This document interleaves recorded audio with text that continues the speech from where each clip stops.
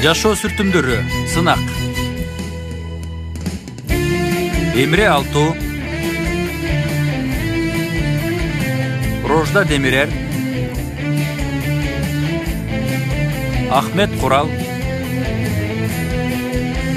Керем Купажы, Тайфун Эрарслан, Замире Зейнеп Касапоулу, Бурак Сатыбол, Деңиз Барут, Мерал Асилтүрк, Эфе Караман, конок актер Ешим Жерен Бозоулу жана башкалар.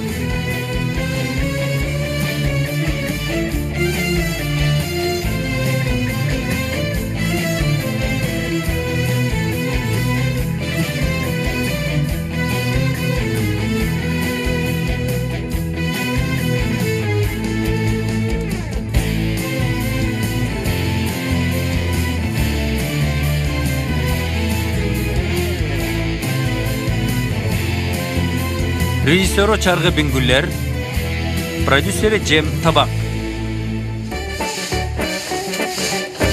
64. bölüm.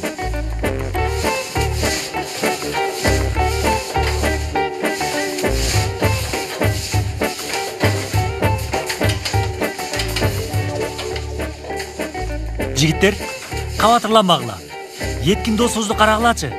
Кандай тартип жана эреже менен иштеп жатканын. Туура айтасың досым. Тим эле иштин майын чыгарып атат. Уккула достор. Сырдоо сабырды талап кылган иш. Көңүл коюп жазаш керек. Досым, биз сени анча-мынча үйлөрдү сырдаганга жөнөтүп турсакпы? Чындап эле жакшы пикир. Дагы болот барыбызга. Ооба болот, башкачы? Эмне болмок эле досум? Банктагы азайган акчабызга кошумча болуп турат.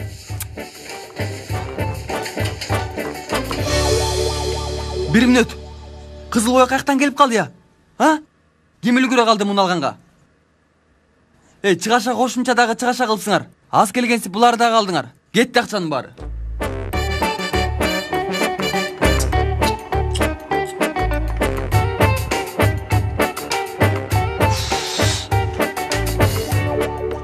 Мен алдым. Сен алдыңбы? Жакшы. Сурагандын айыбы жок. Эмне кыласың бул боёкту? Жан-жан?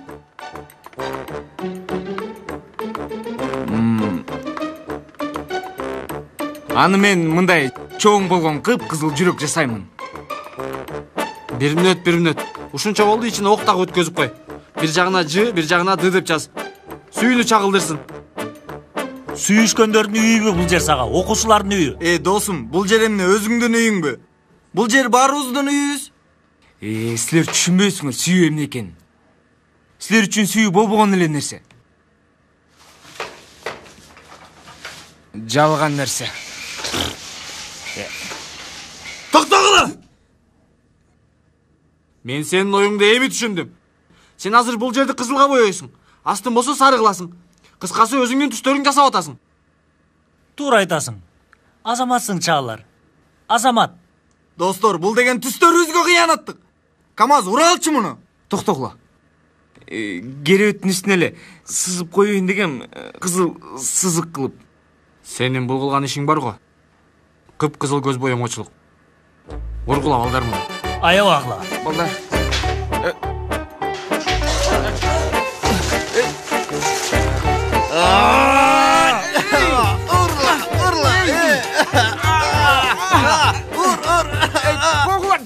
Жарашат экенби? Эмне кылып атасыңар? Достор. Эмне кылганыңар бул? Эмне кылып атасыңар? Үйдө коноктор бар. Кылган ишиңерди карагылачы өзүңөр.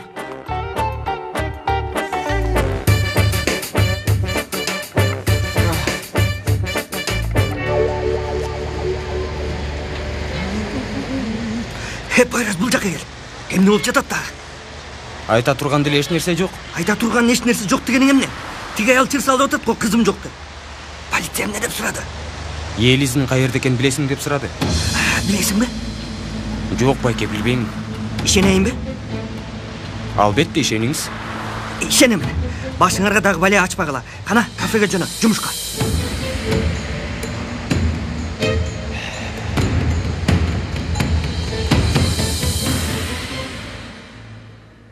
Элис, сынактын стресси деп отуруп чегинен ашып кетти окшойт.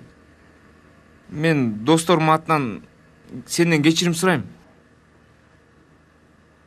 Жакшы эле болсоңор болду. Силерди көрүп башында чочуп кеттик. Бул жерди карагыла эми. Эртең менен эле таптаза кылып берет дегенмин. Кантип тазалайбыз эми?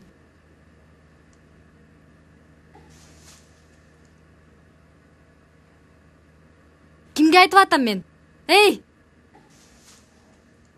Биз тазалайбыз, эме кылабыз аны. Бирок буларды сен карасаң, баары тең мал. Малдардын кылганына кабатырланбай, Элис. Эй! Токточ. Сен бул сүйлөмдө мал деп бизди айтып атасыңбы? Ооба. Мага да ошондой сезилди. Шылдың да атат. Досум, сенин бетиңдеги боекторду карап көрсөк, сенин малга окшошуп калганың даана сезилип турат.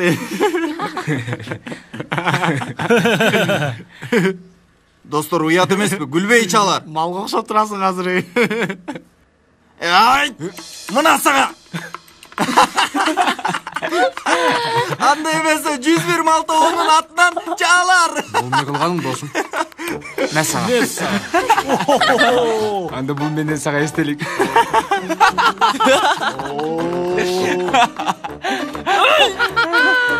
Мына сага. Балдар токтоп кулачы. Мен сага. Элис коркпойлу го, андан көрө тамашанын кызыгына баталы. Мен сага. Мына сага. Аркамдан уруп, Мына сага. аркамдан Бирок уруп кетти. жарашты. Ошондойбу. Мына сага. Мен сага. Шашпа, карап тур. Уят эмеспи? Жан, мен сага. Мындай. Мына. Сонун болду. Оп! Мына. Болду, токтотсула достор. Мен силерди жакшылыкка билдирип жатам. Себеби боектору сүйлөнгөнө калды. Сен унчукпа. Түшүндүңөрбү? Достор, Ой, мына сага. токтогулачы болду эми. Достор, Камаз. ошондойбу? Макул. Өзүңөр баштадыңар. Мен сага. Сага. О, сон болду. Көрдүңөрбү? Ким болду экен? Көрдүңөрбү? Көп бакырып койдук. Колго түштүк эми. Жок, ача көрбөгүлө. Ачпагыла.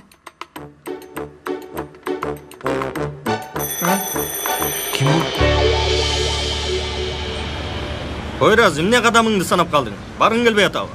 Байке, бир нерсе айтайын дегем. Бир нерсең бар экенин билгем. Айт бер. Түштөн кийин мага уруксат берсеңиз дегем. Эмне? Уруксат сурап жатасыңбы? Байке, егиз полициянын сурагы деп отуруп. Ооба, сынак маанилүү. Даярданышың керек. Барып сал, мээңди сергит. Рахмат, байке. Дубаланган күрүштөрдү унутуп калба, макулбу? Ийгилик сага.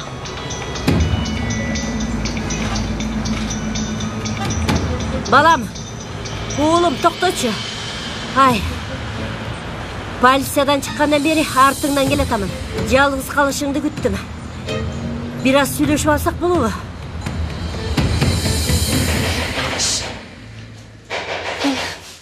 Ким келди болду экен? Эй, достор, ачпай эле коелу. Апам үйдү таап келиши мүмкүн. Полиция менен келип мени алып кетет эми. Балким Пойраздыр. Антип ойлобойм. 10 жолу чалдым Пойразга. Алган жок.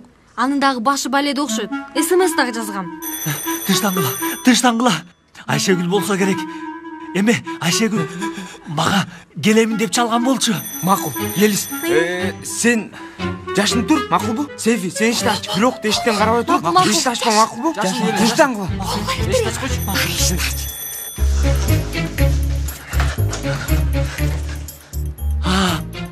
Айшегүл, сенин келерин билгем. Сейфи? Айшегүл. Сейфи? Айшегүл. Бул эмне? Жыгылды. Эсин жоготту. Айткандарымдын баары чындык. Кече түнү менен уктай албай чыктым. Кызым ачка калдыбы? Түнгө калдыбы? Каерде? Кайсы апа кызына жамандык кааласын? Сенин да апаң болсо керек, балам. Бир күн келбей калсаң, кабатырга түшүп издеп чыкса керек. Сенден суранам, балам. Сага айткандарымды терең ойлонуп көр. Мени апаңдын ордуна коюп, бир ойлонуп көр. Элизге байланыштуу бир нерсе билсең айт. Жалгыз үмүтүм сенсиң, балам. Мен чарчап бүттүм.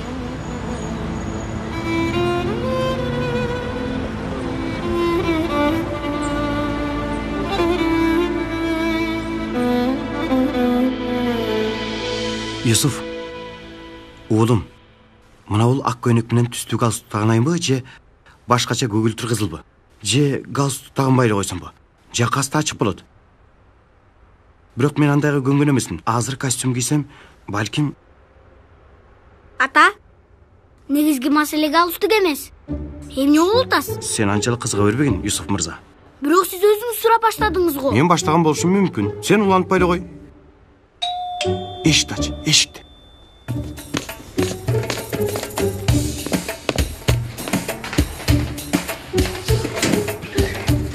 Айнур эже кош келиңиз. Рахмат, монча көздүм. Шашкалман сумкамда ачкычты таппай калбадымбы? Атаң үйдөбү? Юсуф, Айнур кош келдиң. Жезде, сиз менен шашылыш сүйлөшчү сөз бар. Баягы биздин эме бар го, кафеде иштеген Пойрас. Жезде, тышчылыкпы? Жакшы эле. Келдиңби Айнур? Мен дагы сенде ишим бар болчу. Юсуф, сен таштан төгүп келе калчы сыртка. Макул ата, төгүп келем.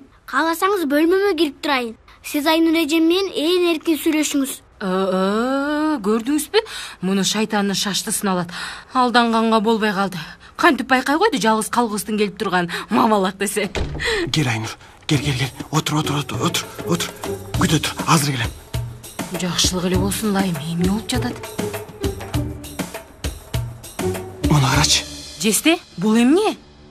Ачып көр, ач.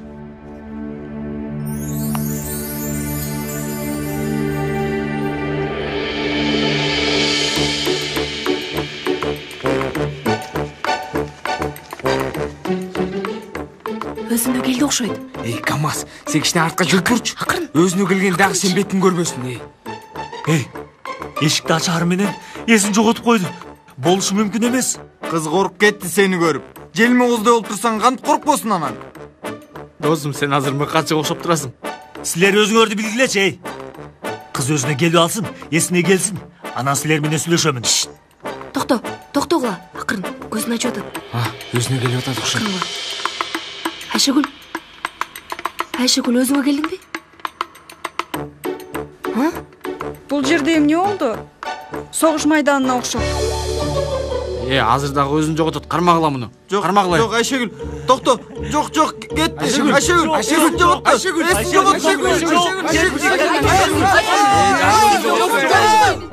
Бар сен үчүн.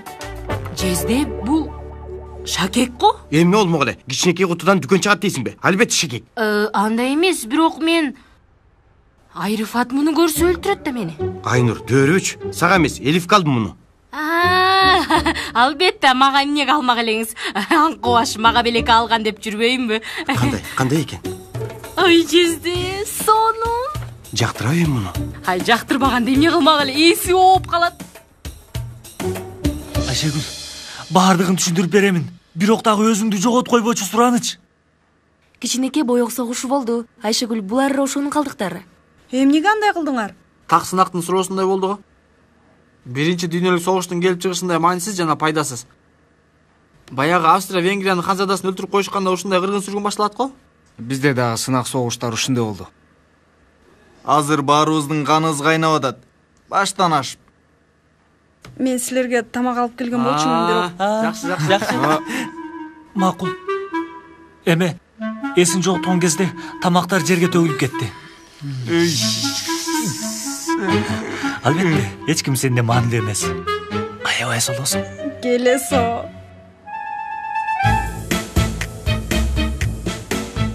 Еле, сен жакшысыңбы? Көргөнүңдөй эле. Эми булардын себепчиси менмин. Ал эмне дегениң, Елис? Тура да. Менин айымдан түнү паркта уктадыңар. Ушул сынакты жакшылап өткөрүп алсак эле? Туура айтасың. Чачтарың да бир аз өзгөрүп калыптыр. Рахмат, жарашыптырбы? Аябай. Сулууга бүт нерсе жарашат да.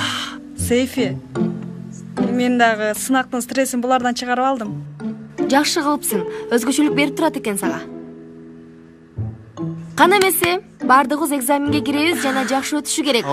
Сүрөткө түшүп коелубу? Жакшы, кана келди. Менде бар. Жакшы экен. Жакшы. Токто, мен тартам. Боек союңар менен. Жакыныраак тур. Мындай мүмкүнчүлүк кайра келбейт. Эткен кичине жакыныраак. Күлбөйсүңөрбү? Тартып атам. Күлөбүз.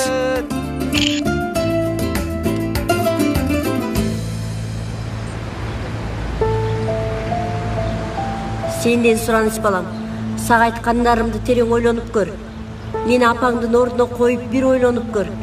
Елизге байланыштуу бир нерсе билсең айт. Жалгыз үмүтүм сенсиң балам.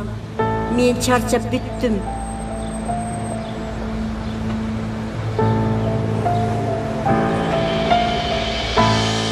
Ай, Кудайга шүгүр. Акыры сиздин да бактыңызга күбө болот экенбиз.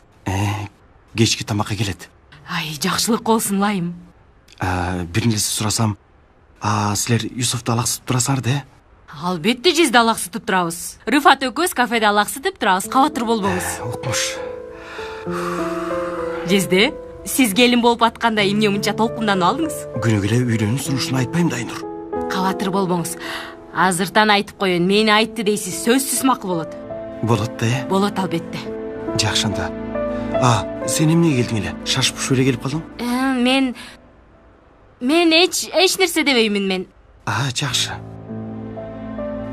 Сиз даярдыгыңызды көрө бериңиз. Ай, көз тийбесин. Ай.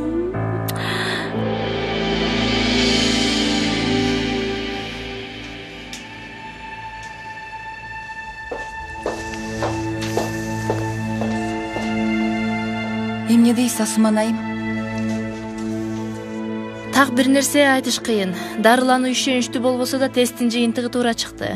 Күмөн болгон нерселерибиз бар. Азыр сизди рентгенге түшүрүп көрөбүз. Кабатырланышым керекпи? Натыйжасы жаманбы?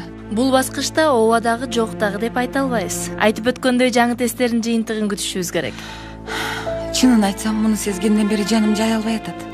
Кабатырланбаңыз. Азыртан ар нерсени ойлоп өзүңүздү кыйнабаңыз. Жана айткандай тесттин жыйынтыгы бардыгын чечет.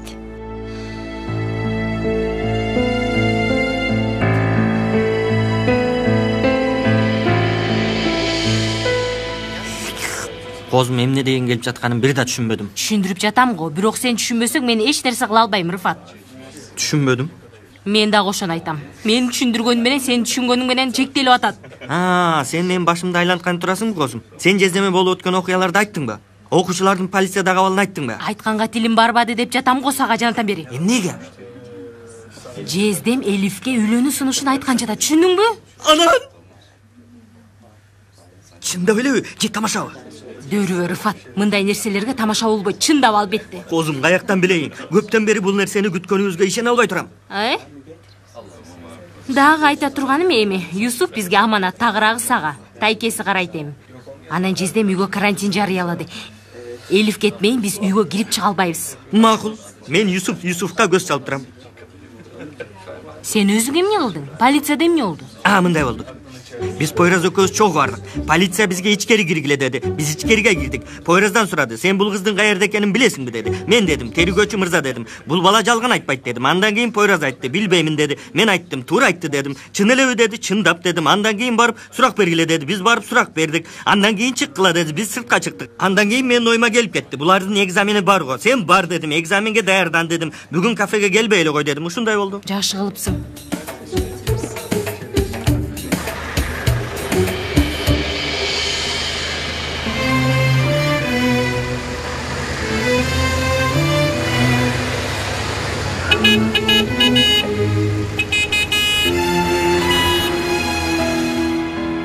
Менин ордумда айдабайсыңбы?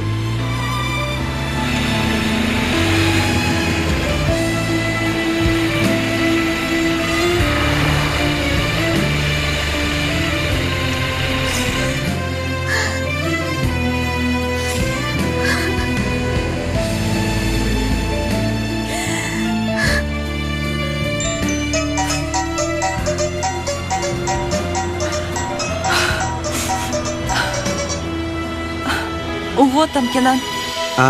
Тамакка даярдыкты абдан өздөштүрүп жатам. Иштериң бүтүп калса келесиң да? Баары жайында барам. Үнүң башкача чыгып атабы? Үнүң кызыктай болуп атат. Тынччылык элеби? Жок, баары жакшы. Сенин сунушуңа толкунданып жатам. Ошондой окшойт. Жакшы анда. Мен негизи тамакты жакшы жасайм. Бирок бул жолку рецептти Айнурдан үйрөндүм. Колдон келишинче жасап атам. Көрөлүчү кандай болот экен. Бирок ачка калбайбыз, кабатыр болбо. Sen ыйлап жатасың ба? Жоқ, эмнеге ыйлайын? Эме жазга аллергиям козголгон окшойт. Мурдум кытышып атат. Жакшы, ооруп жүрбөй анан. Бөл эми күтүп атам. Макул. Жолукканча жан.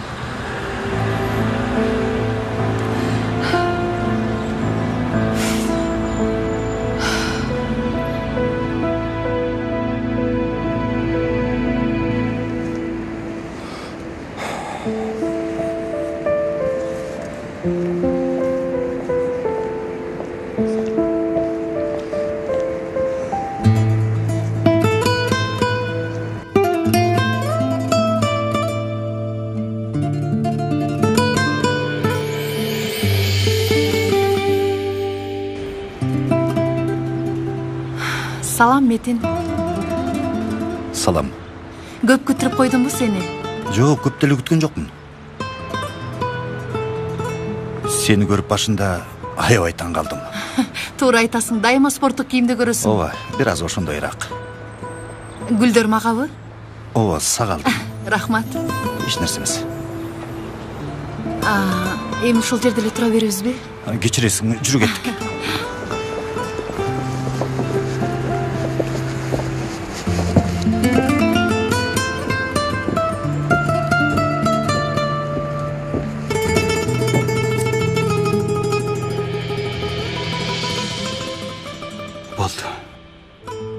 Бар жайындабы?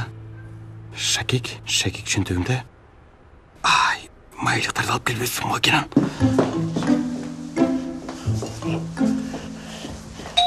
Hazır.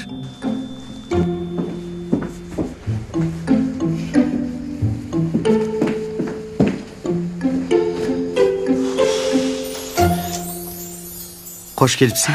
Koş geldik. Giyimlerini dileyim be. Рахмат. Капа болбойсуң, бир аз кечигип калдык. Акыркы даярдыктарды эми жасап бүттүм. О, дастаркан окмуш го. Жактыбы? Сен жакшы элесиңби? Жакшы элемин. Жок дегенде азырынча жаман эмесмин. Азырынча? Жок. Дастаркандын жакшы жасалганын көрүп толкунданып кеттим го. Отура алганда?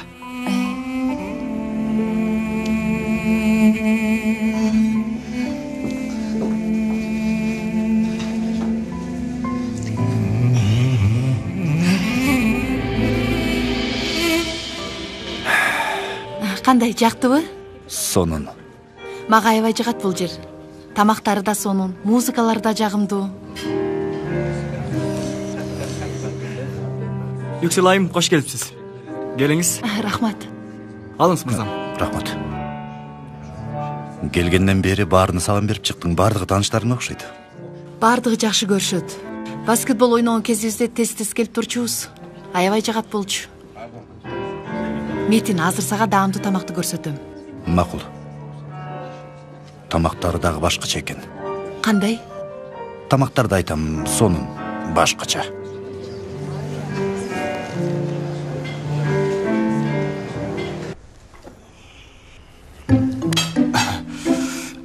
Мен дагы эле биринчи жолу тамак жегендей болуп атам.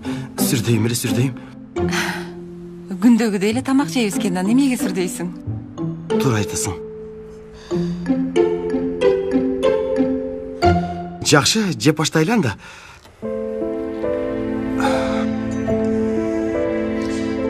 Элиф, бул чынын айтсам жөн эле тамак эмес. Сага айта турган өтө маанилүү сөзүм бар. Угуп атам сени.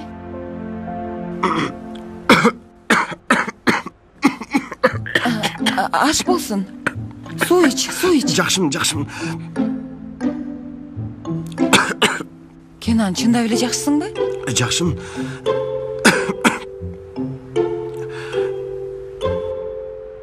Анда, кулагым сенде. Эмне дейин дедиң эле мага? Тамактанып алалы, анан сүйлөшөбүз.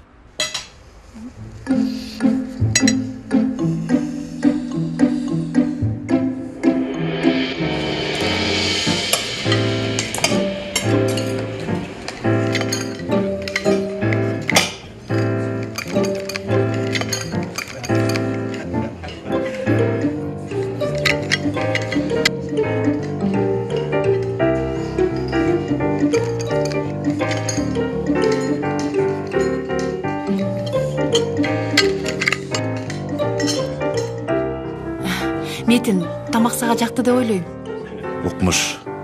Али чоң тиштейлик болсом да.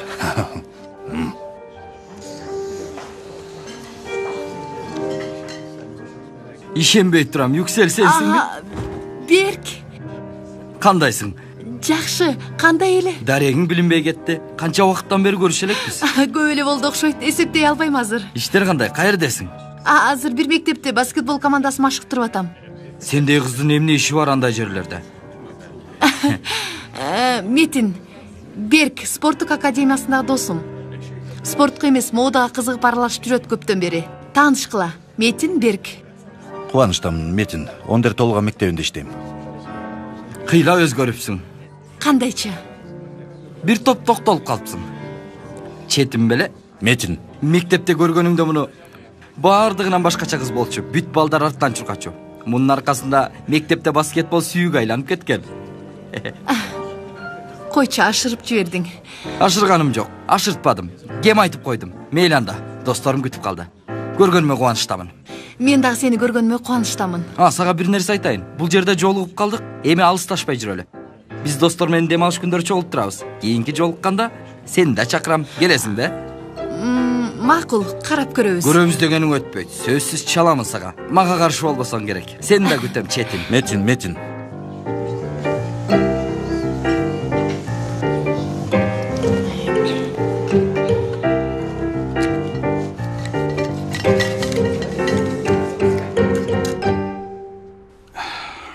Elif.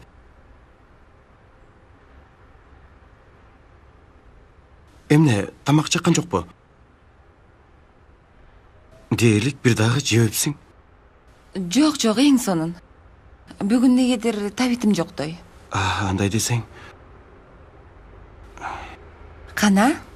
Эми айтып берчи. Эмнени? Кечки тамакты жөн эле даярдабасаң керек. Кулагым сенде. Ооба. Elif. Мен сага эмени айтып бергенмин. Бул үйдүн абалын. Үйдүн ээси сатам дейт. Кредит алсам дейм, ай сайын төлөп турам анан. Ооба. Менимче эң туура ойлопсуң. Жакшы да туурабы?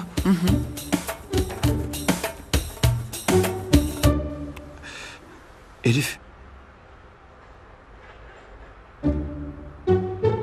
Su içesingби? Рахмат, болду.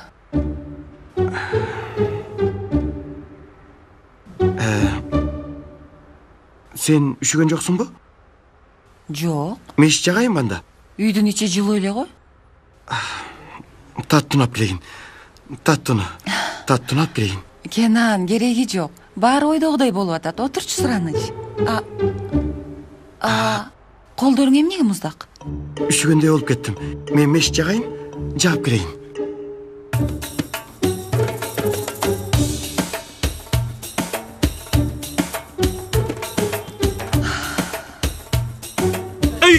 Математика эң жактырган сабагым. Математикадан канча алчу элеңиз? 3,5-дан 4. Математикадан жакшы окучу элеңиз. Болду, кызык балдагына. Биз мисалды чыгаралы. Режайынын 2400 лирасы бар. Вай, жакшы акча. Мунун 1100 лирасына калем, 300 лирасына момпосы алды. Эмне болду тайке? Режайы ашкан зыянкеш чыкты го. Макул. Режайынын канча акчасы калды? Мен сага айтып коем, бул чыгымда Режайынын бир тыйыны да калбайт. Муну кантип чыгарабыз? 2400-дү 1100-гө бөлсөк деймин. Бөлгөн акчабыз калат деп ойлойм. Бөлүү амалы жок окшойт. Жоопту таба албай калганыбызды атам укпасын. Атаң укпасын. Анда мен 2 мүнөттө калькулятор менен чыгара салайын. Атамдын эмне жумушу бар экен? Мен айтпай турайын, бирок сени кубандыра турган нерсе. Элфечеге үйлөнүүнү сунуштайт, туурабы? Балдар аралашпайт андай иштерге. Сен тапшырмадан алаксытып мени көп сүйлөтпө. Кана, жаз жеме, жаз. 2400.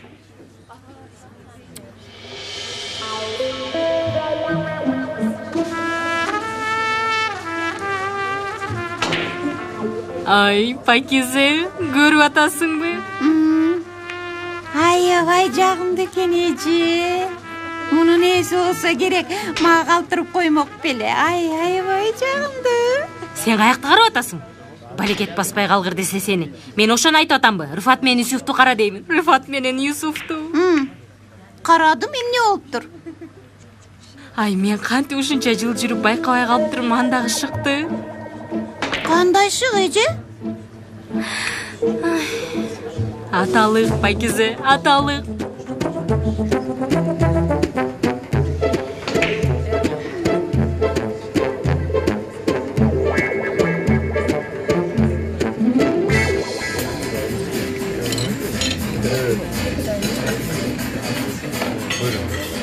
Сен Беркти анча жактырган жоксуң. Жок, жакшы бала экен. Анда мен туура эмес түшүнүп алыптырмын. Сен дем алыш күнкү тамакка барасыңбы? Берк айткан тамакты айтып жатасыңбы? Мен аны дем алыш күнкү тамак деймин. Билбейм. Көптөн бери көрө элек досторум болот. Өзгөрүү болушу мүмкүн. Чалса ойлонуп көрөбүз. Эгер бош болсоң бирге барсак болот. Койчу, мен эмне кылам ал жерде? Тааныбаган, билбеген адамдар. Эмне болмок эле, таанышып аласың.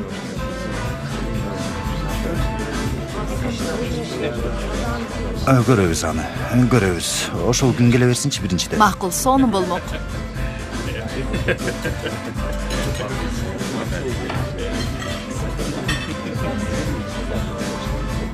Метин. Эмне болду? Меңиз мырза.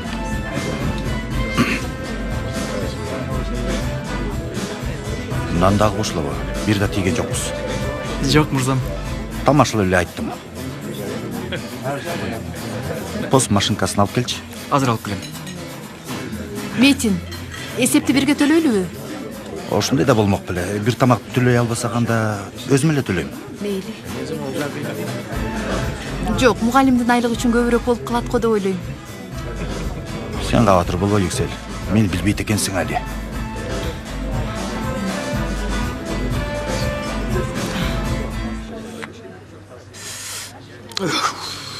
Байке. Келчи, Пакиза, келчи.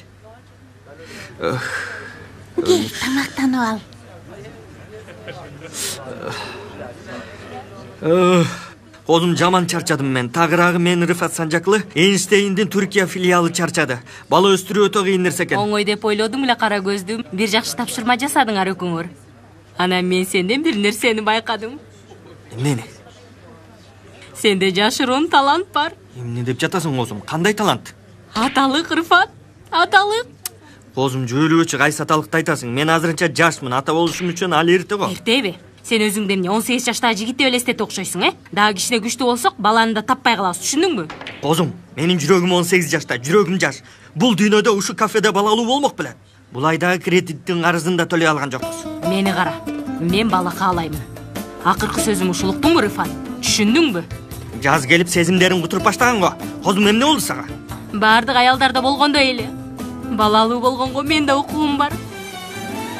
Бирок тилекке каршы. Ал үчүн сага муктажмын.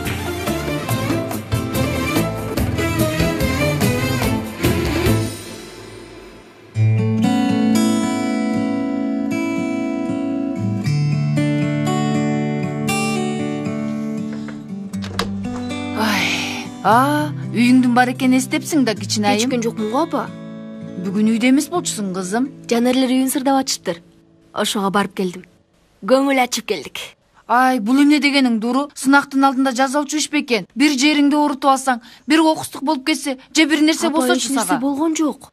Бир аз көңүл ачтык, эмне болуптур? Сынактын алдында эс алышың керек, уктап алышың керек, таза абада болушуң керек. Боек чыттанган жердеги кандай көңүл ач экен бул? Эртең сынакка чарчаган абалыңда киресиңби? Апа, коркпоңуз, тынчсыздана турган нерсе жок. Караңызчы, мен жакшынакаймын, жакшынакай. Өзүңдү жакшы сезип атасыңбы? Жакшымын, апа. Макул. Мен сага ишенем ар дайым. Бул сынакка өтүшүңө эч кандай тоскоолдук жок. Сага ишенеримди билесиң, туурабы? Билем, апа. Келчи. Сени да жакшы көрөрүмдү билесиң, Мен да сизди жакшы көрөм, апакей. Жакшы. Ооба, тынч. Сен бул сынакка чын эле даярсың да, Корко турган эч нерсе жок негизи эле. Ооба, жакшы. Азыр сен жакшылап жат. Эс ал, жыргап уктап алгың макулбу? Макул. Кана. Мен ал убакта бурчактарды тазалап жаткан болом. Эгер дагы көңүл көтөрөм десең, энергиям ашып баратат десең, мага жардам берсең болот, кичинекей канша. Бардык мүмкүнчүлүктү колдонуп калыңыз эми. Менин таттуу кызым. Макул эми, уктай кой кызым.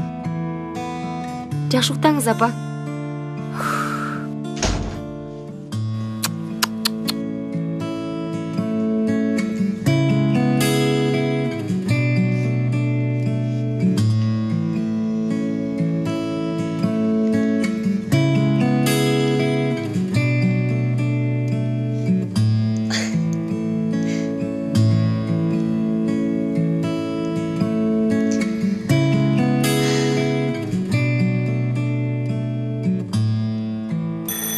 Мына достор, искусство деп коет муну. Да Винчи устат еткиндин өнөрү да. Биз болсок өлтүрүп коймокпуз, досум. Бул Винчи уста еткиндин өнөрү. Пойрас, сага канча жолу чалдым? Аябай сарсан болдум. Тилекке каршы араң келдим. Эч нерсе эмес, Корс бала. Сырдаганга жардамдашкандар көп эле болду. Ооба, сонун болуптур. Елис, сени менен сүйлөшүп алсак болобу? Эмне, бир нерсе болдубу? Бир нерсе болсо, бизге да айт, Корс бала. Туура, биз кимбиз бул жерде? Айта бер, Пойрас, мен эч кимден жашырганым жок. Бүгүн Елистин апасы менен сүйлөштүк. Капысынан алдыма чыгып калды. Сен анан Елистин бул жерде экенин айтып бердиң да, ошондойбу? Өлдүгеми барыбыз. 18 жаштан кичүү кызды жашырышты деп, башкалардан бекитишти деп. Жөлүбө чей. Билет болчумун апамдын ушундагыларын. Сага эмне деди? Коркутту, үркүттү, эмне кылды? Аябай капа болду. Көргүсү келиптир, кыйналыптыр. Такыр ишенбейм, сен дагы ишенбе. Менимче жасалым эмес болчу. Бүт апалар деле коркуп калыптыр. Ыйлады, жүрөгүм эзилди. Сага ишенбе дедим. Чалып көрсөң, үнүңдү бир угуп койсо. Ооба, бирок мунун апасы мажбурлап каалабаган бирөөгө күйөөгө берем деп жатат.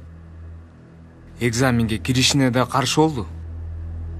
Менимче ал чындап эле кызына сарсана болуп атат окшойт. Сен ишенип бүтүпсүң го, Корс бала. Азыр келип Елизди алып кетчү деп сүйлөп атасың го? Достор, бул бизге туура келбейт. Кыз жардам сурады. Эми унчукпай эле кетип калсынбы? Пойрас, сен айткандарың жакпай атат. Токотер жерин айт эми. Мен жан дүйнөмө кулак салдым. Ордумда болгонуңарда мени ошондо түшүнмөксүңөр.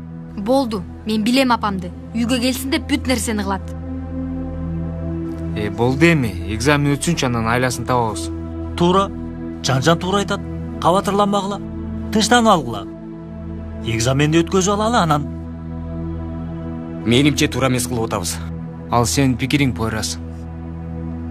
Балдара кошуласыңбы, Елис? Албетте. Апамды билемин мен. Билбейм. Балким сеники туурадыр. Мен кетишим керек. Жатаканага барам. Жакшы калгыла. Сени узатып коеюн. Балдар, мага Пойраздын айткандары эмнегедир жакпай атат. Достор, муну Корс бала десек, сезими бардай чыкты го. Ичине Елистин апасы кирип алгандай. Айтып бердиби же кандай десиңер? Билбейм. Кызыктуу болчу, ичине сыр каткандай.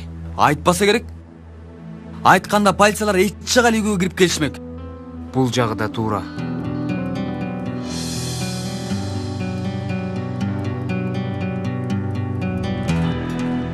Туру, муну кара.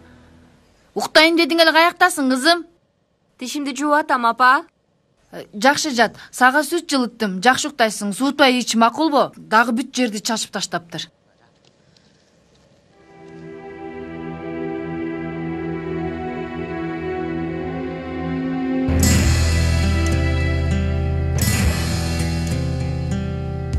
Ушуну да силер кылдыңарбы? Эх, кызым. Эх, кызым.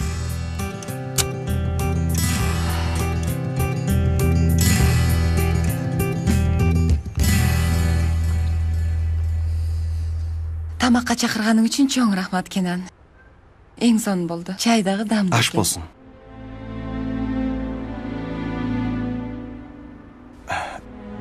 Өзүмдү экзаменде отургандай сезип кеттим. Биринчи жолу сени сыйлаш кыйын болду мага.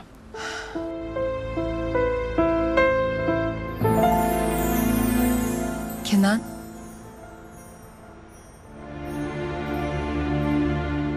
Сага бир нерсени айтышым керек. Билбейм, сага муну айтышым канчалык туура болот же... Макул, бирок алгач мен ук. Тамактанып жатканда сезсең керек. тамак жеп бүткүчөктү сүрдө отурдум. Мага көңүл бурбайлы кой бүгүн. Анда мени угуп тур. Экөөбүздүн көптөн бери болуп келе жаткан жакын достугубуз бар. Менимче эми мындай уланышы туура эместей. Кандайча? Азыр экөөбүз дагы мугалимбиз. Тагыраагы бир мектепте мугалимбиз. Балдарга туура үлгү болушка сөзсүз мажбурбуз. Сөздүн аягы кайда барып такаларына кызыгып баштадым. Мен жашоому өзгөртүү жасайын деп чечтим. Жана бул жөндөгү Юсуфтун пикирлерин дагы билесиң. Эгер сен дагы макул болсоң, мен сени сүйүп калдым. Жана өмүрүмдүн калган бөлүгүн сени менен бирге өткөргүм келет.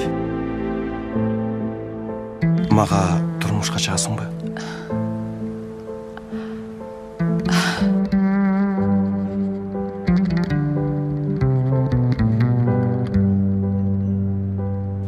Сүрдөгөндөн ыйлап жиберишим мүмкүн.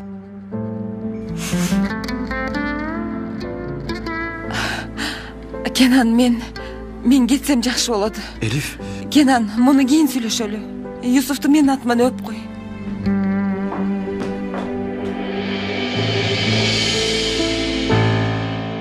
Ооба. Кара түстүү калем. Өчүргүч. Калем уштагыч. Кошумча калем. Кошумча уштагыч. Экзамен документим. Шоколад. Кошумча шоколад. Дагы кошумча. Таттуу нан. Токочум. Кошумча токочум. Курсагым ачса жеймин. Мен даярмын. Эмне кыласың сен мынча нерсени? Же дүкөн ачасыңбы? Анан дагы жашыруун куралым бар. Окулган күрүч. Апам жана чоң энем тарабынан атайын мен үчүн окулду. Мен жеке өзүмдүн атымдан экзаменге даярмын. Окмушко досум. Кана, бизге да берчи. Болбойт. Болбойт. Булар жеке мага атап окулган досум. КамАЗ, эмне мынча ач көзсүң? Болбойт. Эмнеге болбойт бизге берсең? Болбойт. Бир эле дана берчи. Болбойт. Болду. Үйдө күрүч жок, бирок бурчак бар. КамАЗга жалынгандан көрө даарат алып дароо окуп баштайлы. Окугула достор, окугула. Тилеңерди күрүч, бурчак берет десеңер азыртан тарынбагыла. Болду достор. Убакыт дагы жакындашып калды. Даяр болсоңор тезирээк жолго чыгалы. Ооба, чыгалы. Балдар каяка кетип атасыңар? Дагы көчөдө жатпайсыңар да, Өзүң үйүңдө десес Элис, бары жайында. Жок, андай болбойт. Экзаменден мурун көчөдө жатпагыла. Сен кабатыр болбо, биз кече деле сыртта жакшы уктаганбыз. Ооба. Бүгүн дагы көчөдө уктайбыз бекеч. Жок, болбойт. Экзаменден мурун көчөдө тентип жүрбөйсүңөр. Биздин тентиген жерибиз жок, бары жайында. Буюрса дагы иттер чыкпаса эле. Балдар, силерге рахмат дагы айта алган жокмун. Чын жүрөктөн чоң рахмат. Адам баласына эң жакын адам сокку урса, эмне кыларын билбей калат. Эгер силер болбогонуңарда үйгө киргизбесеңер мен эмне кылмакмын? Кайда бармакмын билбейм. Астагфиралла. Сен аларды ойлобой эле кой. Ордубузда башка болсо да ушундай кылмак. Туура. Жок, мынчалык кыла албайт болчу. Чоң рахмат. Ким болду экен мынтип эшикти катты лакылдаткан? Ошону айтсам. Ким болушу мүмкүн? Эшикти ачкыла, полиция. Полиция! Эмне кылабыз? Чын эле полиция. Тур, мен жатам, тур. Эмне кылабыз? Полиция болбошу керек. Жашын. Чыкпа, жашын.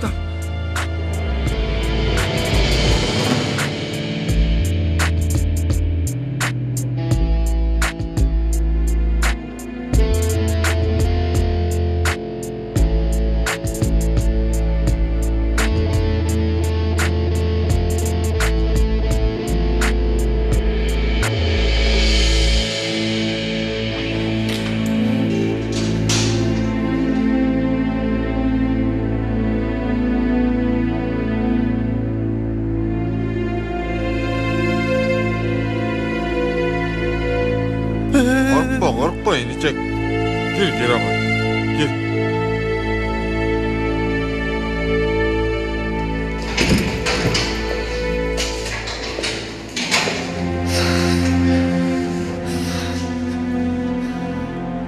Dostlar, уктаганга баратып күзөткө түшүп калдык. Жакшыбы эмне? Мындай болбошу керек эле да. Анык билем, Пойраздын кылганы болсо керек. Пойраздын. Ооба. Көрүнүп эле турган ушундай кылары. Көрүнүп турган. Туура. Елиздин апасына болушкан кезинде эле байкасак болмок экен. Сени Пойраз, көрөсүң эми. Достор, Пойразды ойлогонго убакыт эмес. Эртең сынак бар, анан да күзөтканадабыз. Туура ошондойбуз.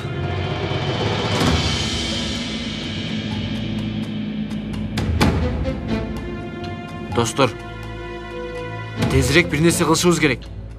Болбосо экзаменде түшүүбүздү көрүп калабыз.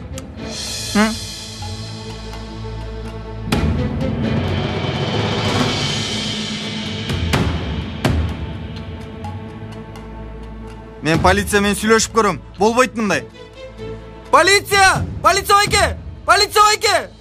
Полиция байке! Өмер, эмне кылганың? Мамлекеттик кызматчысын ушунча чакырабы? Өт бул жака, сабатсыз. Меймур бей.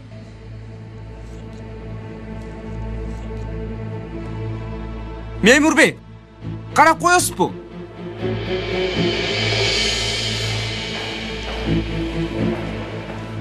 Балдар, эмне болду силерге? Байке, биздин сынагыбыз бар. Чыгышыбыз керек. Мемур байке, мемур бей. Бей. Эме, биз эртең экзаменге киришибиз керек. Ошондойбу? Жакшы болду. Жакшы болушу үчүн сыртка чыгышыбыз керек, байке. Байке, биз ичкерде, сынак сыртта, бул кантип болсун, я? Туура. Жоопсуз суроолор күтөт бизди. Капа болбойсуңар, балдар. Буйрук ушундай. Силерди кармап турушум керек. Макул. Анда бир секундда токтосоңуз. Мен бул тууралуу көп кино көргөм. Ушул маалыматтардын жыйынтыгында биз телефон чалуу акыбызды колдонгубуз келет. Телефон чалуу акыбыз барбы бизде? Ооба. Жакшы. Силер күтө тургула. Мен азыр сурап келейин. Сурап келиңизчи, байке. Биз биякта эле күтүп турабыз. Келиңизчи. Күтүп турабыз, байке. Сураныч. Азаматсың. Азамат. Азаматсың, эркин.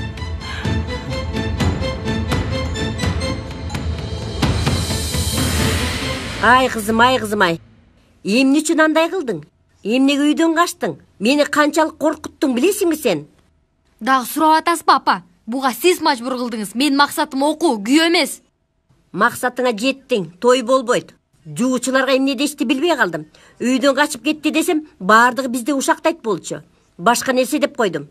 Демек сиздин ойлогонуңуз мен эмес экенмин да. Адамдар эмне дейт, кандай ойлойт деп коркупсуз. Каякта экен? Ким менен? Курсак ачпы токпу деп канча күндөн бери уктай албай чыгам. Муну билесиңби? Ойлонбоңуз, мен да уктай албай жүрөм. Досторума жылмайган менен ичимде ыйлап атам. Бардык ошо сенин болбогур досторуңдун кылганы күнөөсү. Досторуң жөнүндө жаман ойлобоңуз. Алардын баары жакшы балдар. Мага жакын туугандай мамиле кылышты. Ооба. Алгач туугандай көрүнүшөт. Андан кийинчи мунун жазасын бардыгы тартышат. Алар эч нерсе кылган жок деп атам сизге.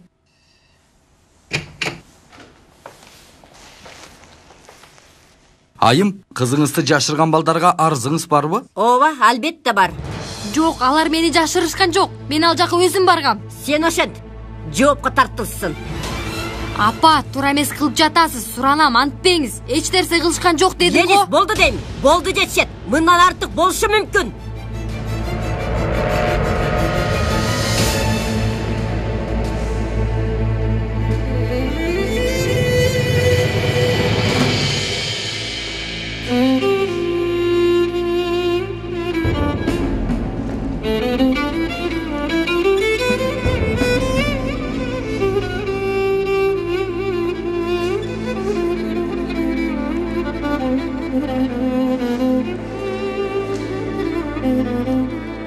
Бери келгиле. Баратабыз. Айтканыңардай болду. Телефон чалганга уруксат берди. Бирок болгону бир эле жолу чалганга мүмкүнчүлүгүңөр бар. Жакшы колдонгула. Бир элеби? Анда кимге чалабыз? Мен чекенен аяга чалалы. Бизди бул жерден чыгарыш бир гана ошонун колунан келет. Чалышымга чалалы. Бирок уруш жерибизди дагы унутпайлы. Досум, мен бардык урушка даярмын. Сөз келечегибиз жөнүндө. Марио туура айтат. Кенан агайга чалалы. Макул анда. Мен чаламын, кач. Байке болду, эшикти ачыңыз. Эй, өчүр үнүңдү. Каяка? Чаламын. Жетчет эткин, жетчет. Кач жолдон, кач. Кана, болгула. Артур. Байке, мен сүйлөшөм. Кана досум. Бар айт. Досум, баарын айтып бер, ушундай болду де. Бар.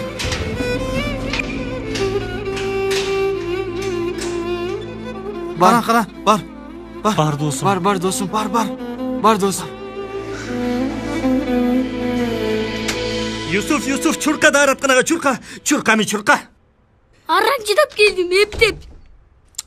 Yok oğlum, erте келип алган жокпузбу? Жездем үйлөнүү сунушун айта элек болсочу.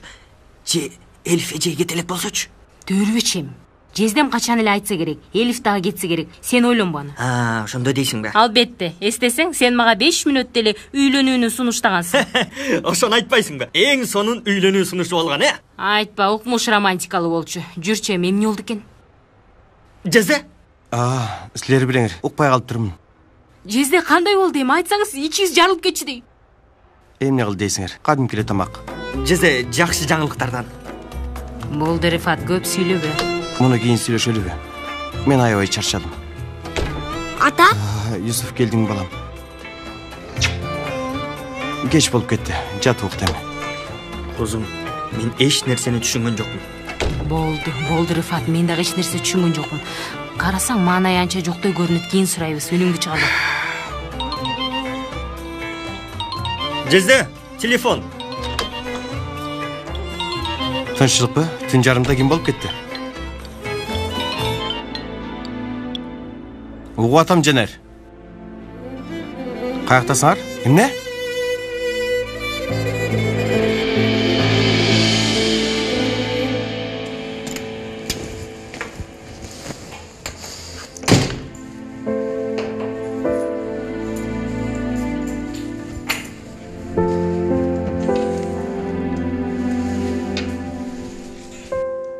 Осмон агай, түн жарым болуп кетти, уктай элексизби? Уктай албай койдум. Туурада жуунуп таранып атып убакыт өтүп кетсе керек, Жок агай, жуунуп таранганга көңүлүм келген жок. Колдорумду 8 жолу жуудум. Кийин келип бул жерге отурдум. Мына кара. Агай, сиздин маанайыңыз аябай чөккөн көрүнөт. Бирок ичиндегисин айтпаган жеңилдей албайт. Айта турган деле сөз жок агай. Чынын айтсам, белгини жейди ойлоп жатам. Эми түшүндүм. Акыркы кезде кызыктай болуп жатат. Менден качып жүргөндөй. Эмне кыларымды билбей калдым. Агай, биринчи өзүңүзгө ишенишиңиз керек. Анан өзү менен сүйлөшүп көрүңүз. Корксучу? Коркутпаңыз. Агай, бардык аялдар качканды жакшы көрүшөт. Эркектер аялдарга кызыккандай эле, алар дагы артынан чуркагандар жактырышат. Баракелде сизге агай. Сүйүү темасынын адиси катары бүгүн бурулуш жасап келдиңиз окшойт. Эмне десем, аны биле албайм. Негизи маселени расмийлештирсемби дегем. Бирок бүгүн көргөн Юксел күндөгүдөн башкача болду. Биз барган ресторанда жаккан жок. Эмне жегениңди да түшүнбөйсүң, эмне ичкениңди да. Барбай эле коюңуз деп айткам.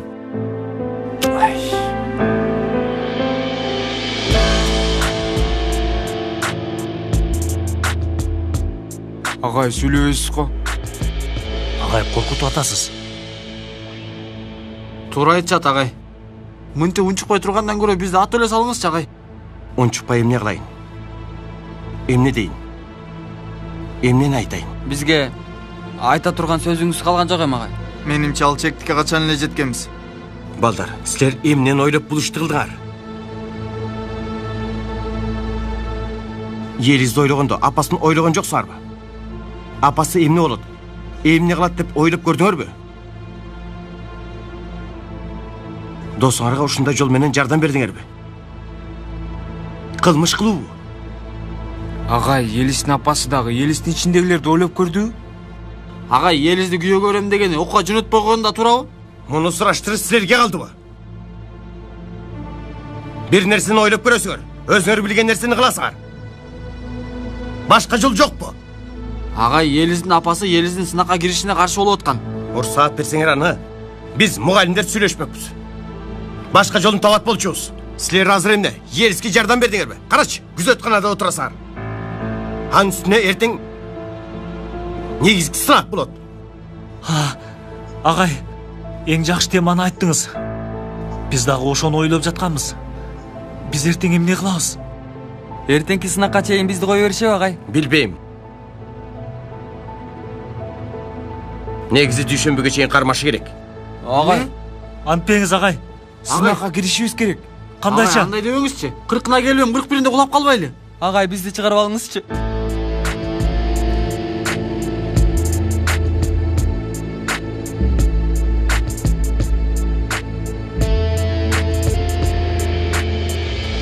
Комиссар мырза, балдардын жаман ниети жок экен. Өзү алтын балдар бардыгы. Тартип бузушканы менен жакшы балдар. Сизди түшүнөм, Кенен бей. Бирок бул иш менин колумда эмес. Мен эч нерсе кыла албайм. Кандайча? Гүлай айым балдардын үстүнөн арыз жазды. Эми биздин балдарды сотко тапшыргандан башка айлабыз калган жок. Бирок бул балдар эртең сынакка кириши керек. Буга 1 жыл даярданышты. Эгер эртең сынакка киришпесе, бүт аракеттери текке кетет. Түшүнөм, бирок мыйзам ушундай. Мундагы башка жол жокпу? Гүлай айым арызын кайтарып алса болот.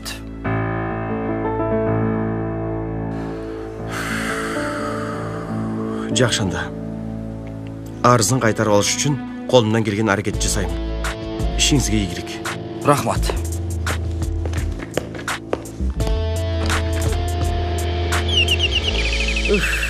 Ким бул түн жарымында? Сенин досторуңдун эси кирелек окшойт али. Ким бул? Мен Кенан Дашан. Елизди мугалимин. Кутмандуу кеч. Кош келдиңер. Кутман кеч, агай. Салам, Елиз. Полицияны сен чакырдыңбы? Мен... Эмне болду бул убакта? Убакыттын кеч экенин билем, бирок сизде сөз бар. Кандай сөз? Сөз күзөтканадагы балдар. Елиздин достору жана Елиз албетте.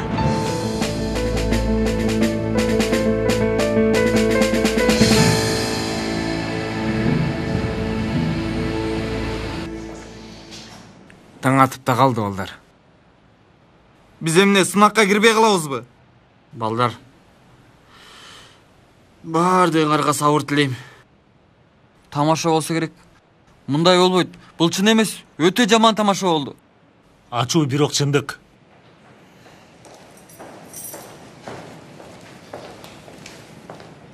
Балдар, келгиле. Чыгасыңар азыр. Чыгабызбы?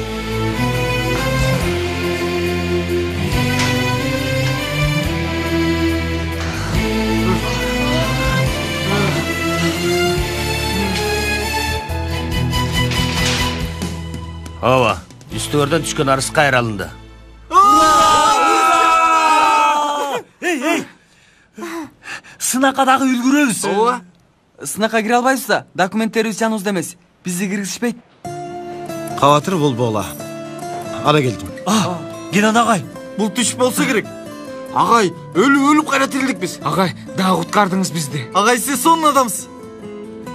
Елизчи, ал дагы киребиз сынакка? Себепчи болдуңар. Тезирээк болла, машина күтүп атат.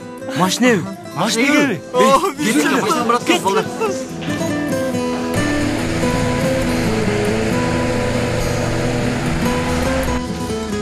Достор, Кенан агай иште машина күтүп турат десе, мындай машинада барышыбыз оюма да келген эмес болчу. Менде да ошондой болду, достор. Туура, достор. Кана балдар, калемдериңерди алгыла. Рахмат, полиция байке. Булар өчүрүүчүңөр. Бул болсо шоколадтарыңар. Аны мен алайын, байке. Булар болсо сынактагы суроолордун жооптору. Мүмкүн эмес. Эмне болуп атат, достор? Бардыгы жайында болушу мүмкүн эмес. Достор, биз түш көрүп атабызбы? Түнү кандай уктадык биз? Ошону айтсаң, досум. КамАЗ, мени чымчылап жоргулап койчу. Же бир нерселерди кылып койчу. Иши кылса бир нерсе кылчы. Сен эмне уруп атасың семиз колдоруң менен? Ур дедиң эле, урдум да, досум. Бирок бул сенин катаң. Sen туура эмес адамдан сурап алдың. Анда сага кайтарып берейин. Бир мүнөт кой турсаңар балдар. Мен чындап эле түш көрүп атабызбы же жокпу түшүнө албай атам. Марио, мени карасаң? Эй! Досым анты урбайт, мынты урат. Достор, ушунча шапалак ойгонушубуз керек эле. Ойгонбогонубузга караганда чын окшойт. Чын экен. Токтогула, дагы бир текшерип көрөйүнчү. Мына. Колу чыккан мени уруп жатат. Не болду? Жүзүңөрдү көргөндө милиция уруптур деп ойлойт. Тамаша. Эмне? Тамашабы? Тамаша да. 1-апрель. Вай, полиция байке. 1-апрель деп тамашалашканда ушундай болот.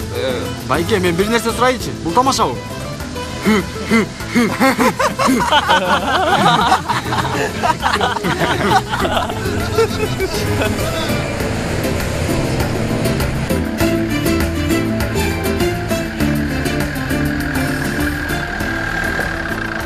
Рахмат достор силерге. Чоң рахмат. Ийгилик силерге, достор. Көрүшкөнчө. Полиция байке, 1 мүнөт. Эй, Марио, мени кара. Эмне болду досум? Досум. Жүрөгүм чыдабай кетти. Бул сага. О, досум. Мага окулган күрөштөн берериңди билет болчумун. Досум, сага чоң рахмат. Чоң рахмат сага. Чоң рахмат. Болду досум. Чоң рахмат. Болду. Кой бер. Чоң рахмат. Токто дейм. Болду дейм. Алла. Кана досум. Ийгилик коштосун сени.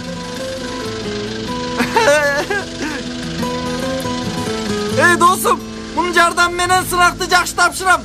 Муну менен. Жакшы, муну менен. Бул күрөч менен. Бул күрөч.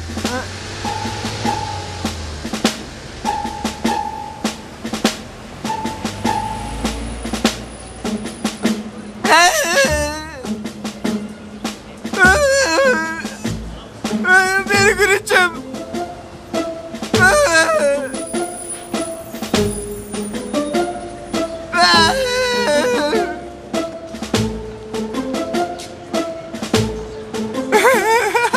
Göreceğim. Taptım. Taptım dostum.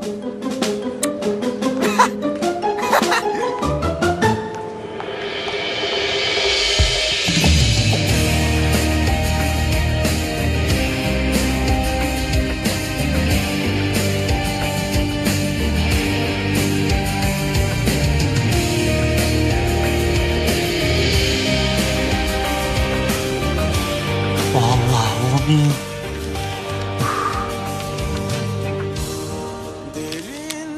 Bismillah.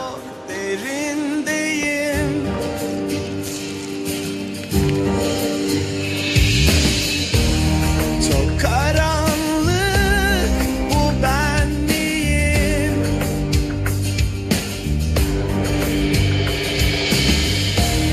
Tutun beni son nefesteyim.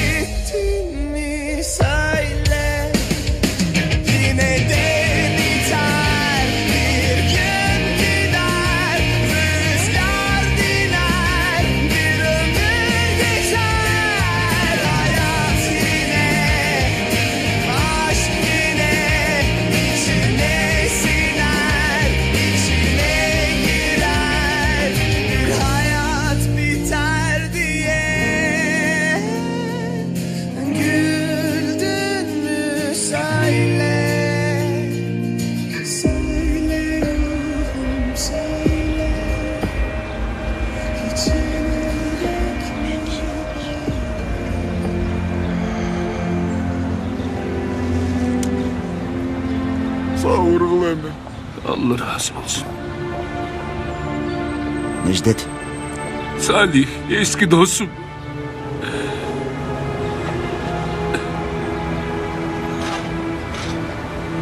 Sabır kıl emin Necdet.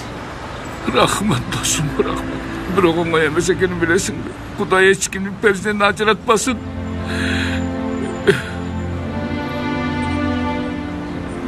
Okuyanı gezitten okudum Necdet.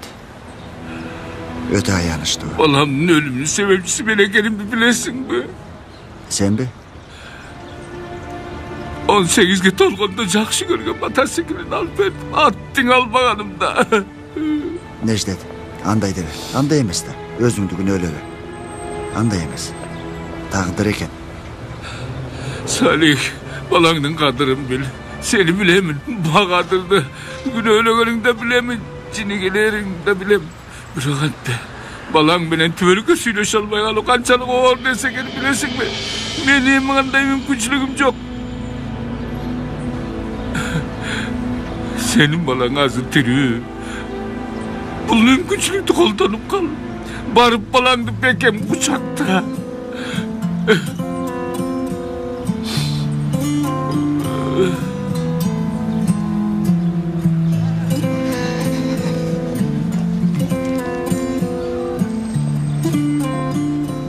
Belginecey? Osman ağay? Bir mektepte gözömölçü olğunubuzdu bilgenimiz. Sebebi emespіз. Anda emne kılıp жүрüz? Men sizdi görgeni geldim. Meni mi? Ova. Arayı sonun denizдің boyuna varıp tamaktanıp kelsek mi degem. Teleka karşımağa tuğra gelbey kalat. Tağırağı emi jolukpasak jakşı bolçuday. Emnege? Bul jönde düşündürme bere albayım. Metin aytkan bolçu. Ayaldары kaçkandı jakşı görüşet. Buğa razı emesmin. Жоқ degenge razı emesmin. Mından arı daima sizin canınızda olam. Düşünmödüm. Men oylағанымdan qaytpayım. Anda sizdi bul жерге жалғыз kaldırganга majburmun. Sebebi geçikpey barganga manilүү joluguşum var. Joluguşu bu. Joluguşu kayaktan çıktı. Metin emne degen? Menimçe ayaldar turuqtuu erkeklerdi jaktırışat. Elif, Kenan үйлөнүүнү сунуштаптыр, бирок сенин анча маанайың жоктой. Бирок мен өзүмдү үй бүлө курууга даяр эместей сезип атам. Көздөрүң андай дебейт го анан. Менимче бул жерде башка иш бар, Элиф. Эмне болгонун айтып берчи мага.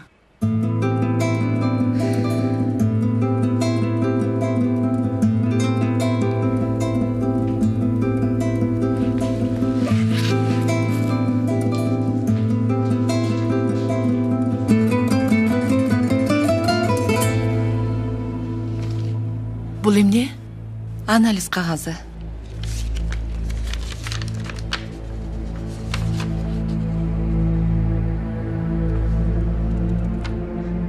Элиф, эмне болду? Бул эмне? Бир оору бар экен. Али жыйынтыгы чыга элек. Текшерип жүрүп атат. Бирок мен коркуп атам, Yüksel. Kenan'ı dagы бул нерсеге шерик кылгым келбейт. Элиф, маанайыңды түшүрбө. Жаман ойлобо, макулбу?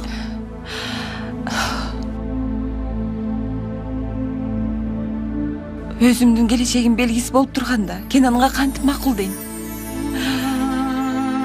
Kenan менен Юсуфка кантип бактылуу келечек тартуулай алам?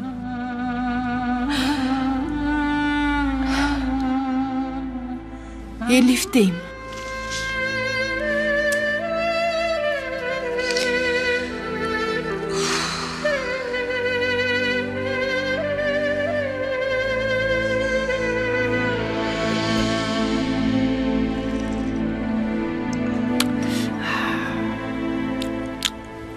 Ай Кудай. Рыфат, байкадыңбы жездемдин көңүлү чөк олтурган. Туура айтасың козум. Ай кыстартка чалдыгып калган го жездем. Ай Кудай сактасын, Рыфат. Элиф сунушуна макул болбогон көрүнөт, ошого окшойт. Кап десе кап. Эмне үчүн? Белгисиз. Сурай да калбайбыз. Козум, байкадыңбы? Жездем жарым сааттан бери бир эле бетти окуп олдурат. Ай, чын эле дартка чалдыгып калды бекенчи. Эмне шылышып жатасыңар? Жүрөгүм түшүрдүңүз жезде. Ал эмне кылганыңыз? Ушундай да болмок. Мени кайтарып отурасыңарбы? Жок, жезде. Сиз айткандай эмес, сизден сарсанаа болуп турганбыз да. Жакшымын мен, жакшымын. Кабатырланбагыла. Юсуп каякта? Билбейсизби, жезде? Унутуп калдыңызбы? Бүт денесин кайгы каптап калыптыр. Болду. Эми музыкалык курс барго, ошого кеткен болчу. Туура. Жезде, сиз кичине жатып эс алыңыз, Юсуфту мектептен биз алып келебиз. Ооба, өзүбүз алып келебиз. Эч нерсе жандан кымбат эмес, туурабы? Жезде, көп ойлонбоңуз. Алма багын бир тепсеңиз, толтура кыз түшөт. Туурабы козум? Эң туура. Бул дүйнөдө кыздан көп нерсе жок. Бул болбосо башкасын карап көрөт, туурабы? Силер эмне деп атасыңар? Башкасы эмиш. Башка ишиңер жокпу силердин? Жайма койгула мени. Сыртта таза абада сейилдеп келе. Барла. Бол. Мен тынчымды бузбагыла. Козум, тур жине келди. Колундагы менен уруп жиберет азыр. Тур. Биз кеттик Жезде. Ай, бизди кууп чыктыңыз го. Кечириңиз.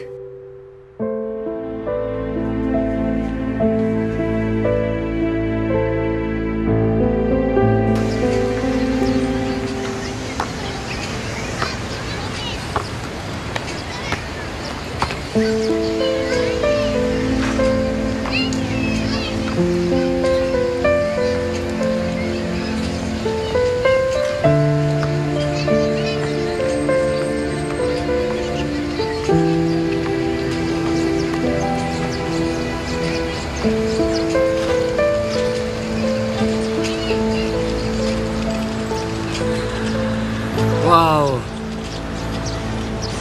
Дагы баскетбол ойногуңуз келди. Мен кат ойнойм, билесиз. Ооба, билемин. Жакшы. Топталсам болобу?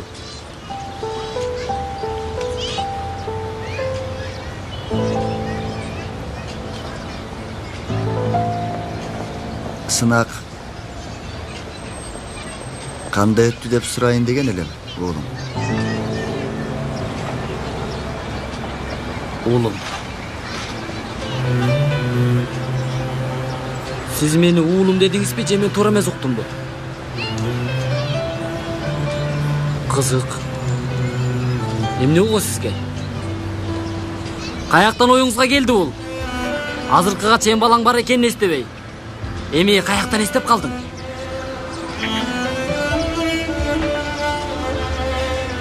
Кээ бир нерселердин экинчи жолу кайталанбашын түшүндүм. Себеби ушул болсо керек. Же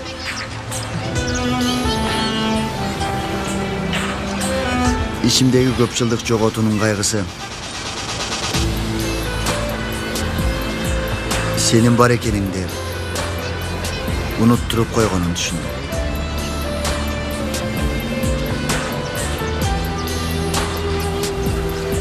Токто, жакындаба. Бүгүнгө чейин менин атам жок болчу. Мындан кийин дагы болбосо керек.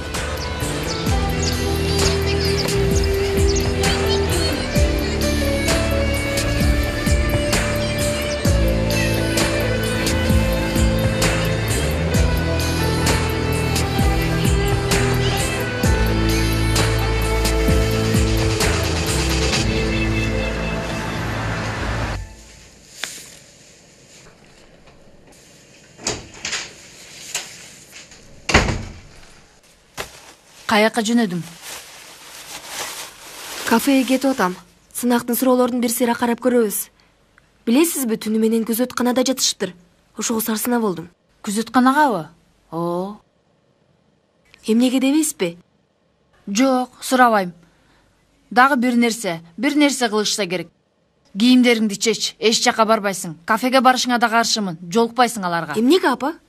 Дагы эмне болушу керек, дуру? Елис үйдөн качты, сенин балдарың аны жашырышты, түнү менен күзөтканада жатышты, алардын күндө тартып буза бергендери тажатты. Апа, мен сизге Елисти биздин балдар жашырганын айткан жокмун го? Сиз каяктан билдиңиз? Сүрөттөрүңөрдөн көрдүм. Фотоаппаратыңды текшердиңизби? Ооба, текшердим кичинайым. Мен сенин апаңмын. Каалаган нерсемди текшеремин. Сенин каякта ким менен эмне кылып жүргөнүңдү билгенге менин акым бар. Менден сурабай туруп кантип текшересиз буюмдарымды? Сиз кимдин тарабындасыз деги? Балдарга жиниңиз келген менен Елиздин апасы күйөөгө берем деп сынакка киргизбейт болчу. Елистин укуш үчүн апасы менен сүйлөшкөнгө ар дайым даярмын. Бирок кичинайым, үйдөн качуу башка нерсе. Айрыкча буга жол бере албайм. Муну кылгандар жана жардам бергендер өзүмдүн окуучуларым болсо дагы. Сиз чакырдыңызбы милицияны? Ооба, сиз чакырдыңыз. Алар Пойроз айтты деп ойлоп атышат. Бирок сиз айткансыз. Ооба, мен айттым. Эмне болуптур? Апасынын кызынан, кызын болсо апасынан бөлгөнгө эч кимдин акысы жок. Муну түшүнүп атасыңбы? Эч кимдин акысы жок. Чеч кийимдериңди барбайсың. Бөлмөңө кир. Сизди жек көрөм, апа. Атам менен кетпегениме өкүнөм.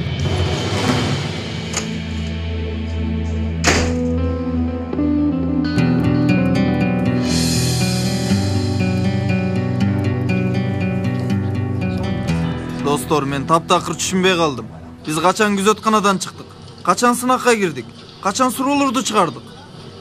Апаңа рахмат, арызын албаганда чыга албасак керек эле.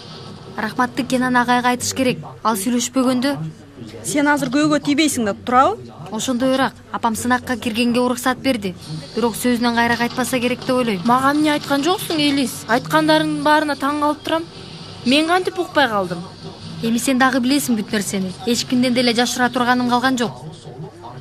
Ишене албай турам. Бул жагымсыз окуяларды ойлосом, өзүмдүн абалыма шүгүр кылып кетем. Мен бир нерсе сурайынчы. Кенан агай силердин үйдү кантип тапты?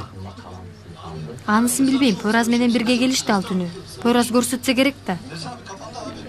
Өзүн күнөөлүү сезип атат. Бизди каматтырганына күнөөсүн жууган аракет кылып атат да Пойроз мырза. Чындап эле Пойроз айткан дейсиңерби? Апамдан сурасам эч нерсе айткан жок. Башка ким болмок эле? Ушакчы. Болор болду. Дуру көрүнбөйт го. Зехра эже менен жооптор текшерип жатышса керек. Достор, жоопторду айтып баштады. Кана көрөлчү.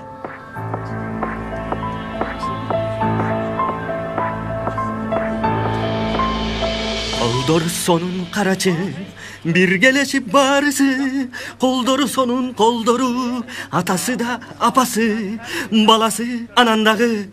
Рахмат козум. Айрифат, Кенан жездемдин абалы ойлондуруп жатат мени. Мени да козум. Көңүлү чөгө олтуруп калганын карасаң. Андан да сурай албаганыбыз күйдүрөт мени. Мен да жаман болдум козум. Намысыма тийди. Бизге катуу сүйлөгөнү, аз келгенсип үйдөн кууганы.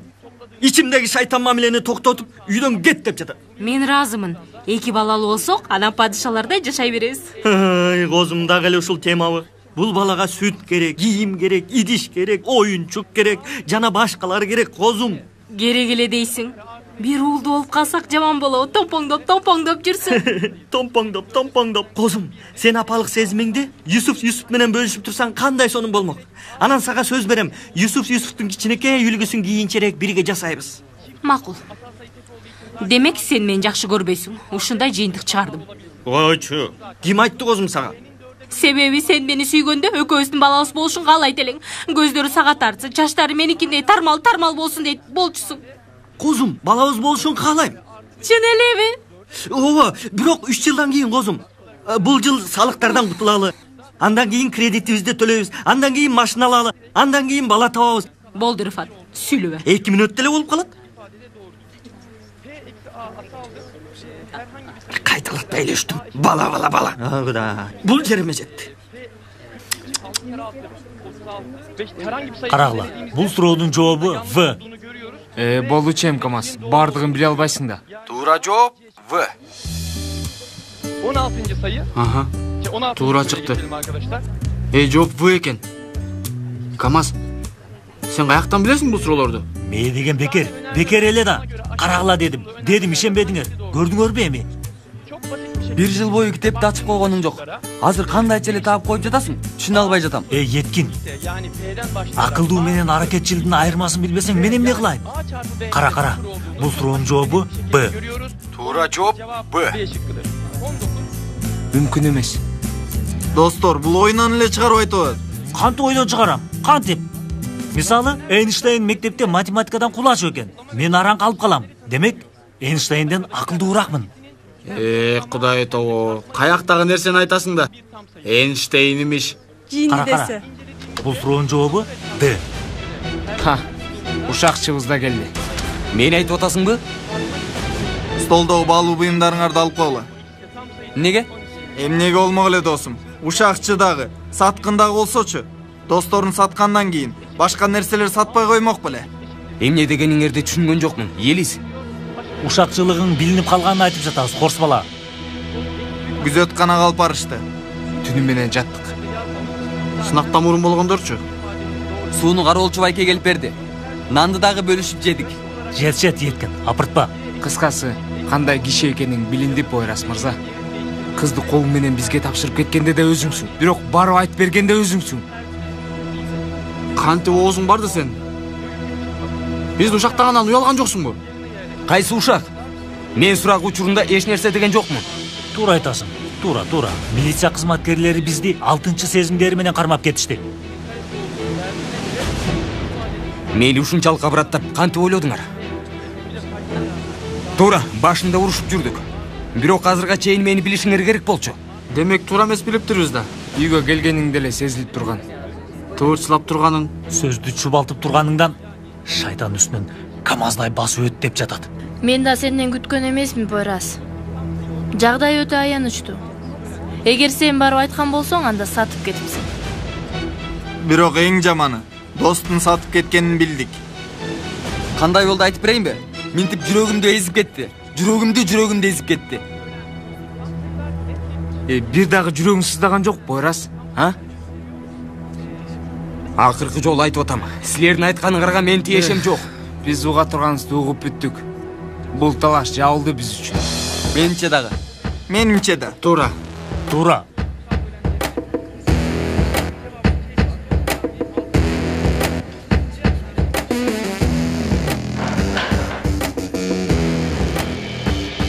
Пойрас. Эмне болду? Эмнеге келдиң? Сен дагы буларга окшоп ушакчы деп бетиме түкүрөсүңбү? Жок. Сен мага сүйлөбөйт болчусуң. Кече ошондой дегенсиң. Ооба. Ошондой дегем. Бирок туура эмес кылып атамбы деп ойлодум. Эмнеге оюңду өзгөрттүң? Көздөрүң. Эмне? Эми көздөрүң жалган айтпаганыңды сезип турам. Башында мен дагы ошондой ойго баргам. Ошого жиним келди сага. Бирок апама сен айтпаганыңды анык билемин. Рахмат. Жок, мен рахмат айтышым керек. Бүгүнкү сынакка киришиме эң чоң себепчи болдуң. Биринчи сага чалдым. Жакшы кал.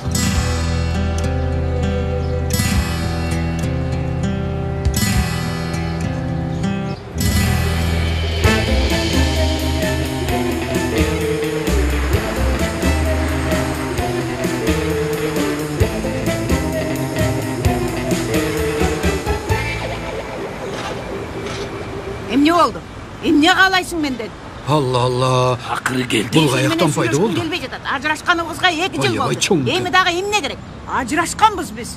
Бүттү дейм. Сен менен бир жолу сүйлөшкүм келди. Эмнеге Мен жинден каалабай жатам. Тынбай телефон чаласың, тынбай СМС жасасың. Албай, биз 2 жыл мурун ажырашканбыз. Бүттү, түшүндүңбү? Сени дагы Каалабайм. Анан бул жерде жолдун ортосунда жолугуп жатабыз. Тартта урушуп отуралып экөөбүз. Мен каалабайм. Сен уктуңбу? Чалбагын. Мен эми кеттим. Кое бер деп атам. Жатат белгине жеге. Кое бер деп атам. Угатасыңбы? Сүйлөшүбүз керек. Кое бер колумду деп атам. Мен азыр баксам. Акыра бер каалашынча. Кое бер деп атам. Угатасыңбы? Кое бер колумду деп атам. Кое бер деп атам. Сүйлөшүбүз керек. Белгине жей. Осмон агай. Сиз эмне кылып жүрөсүз бул жерде? Же мени ээрчип келдиңизби? Ооба, сизди ээрчип келдим. Жакшы эле келген экенмин. Эмне болду? Бул сизге эмне кылды? Тынчыңызды бузган болсо, мен ага көрсөтүп кояйын. Сен кимге көрсөтүп коесуң? Айтчы гана.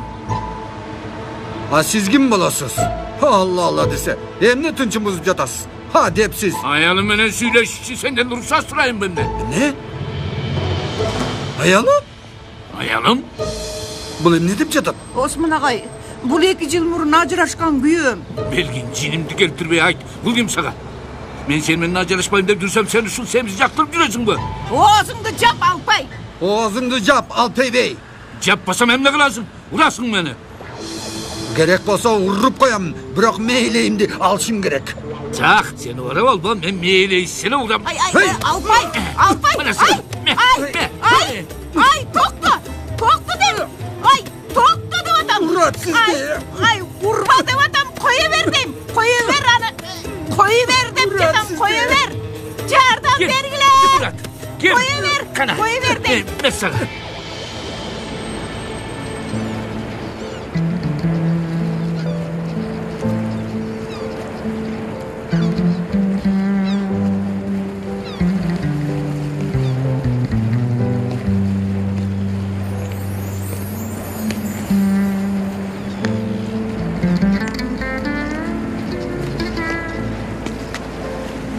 Kenan? Yüksel aytты бұл жерде екеніңді. Eşitiki de be, бардығын білемін. Ай, Yüksel. Бірақ сен ушуну билип қой, алтыным. Жакшы күндө дагы, жаман күндө да, кандай күн башка келсе дагы, ар дайым жаныңда сени менен бирге болгонго даярмын. Сен Шакикти таштап кеттің, бірақ мен таштабайым. Дагы да болсо кайра сунуштайм.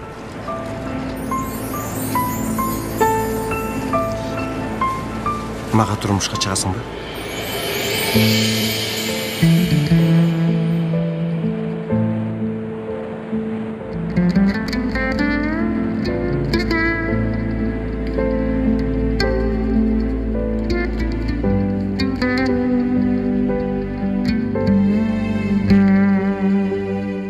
Көркөм тасма коомдук телерадио корпорациясында которулуп үндөрү коштолду. Котормонун редактору Жазгүл Имакова.